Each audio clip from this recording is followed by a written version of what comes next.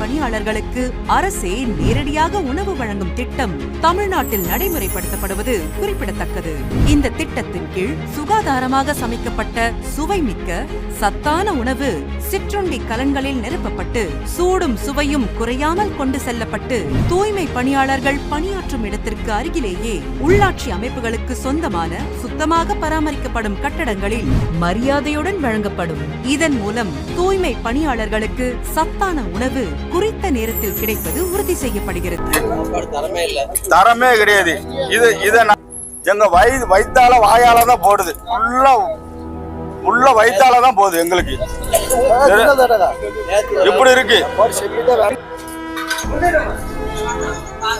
நாங்க சம்பளம் கூட்டி கேட்டா எங்களுக்கு சோத்தை கொடுக்காங்க. நாங்க சோத்துக்கு அடிமைன்ட்டு இவங்க நினைச்சிட்டாங்க. துப்புரவு தொழிலாளர் தெரியல. இங்க பாருங்க, இந்த சாப்பாடு இப்படி இருக்கு. இங்க பாருங்க, இப்படி இருக்கு சாப்பாடு.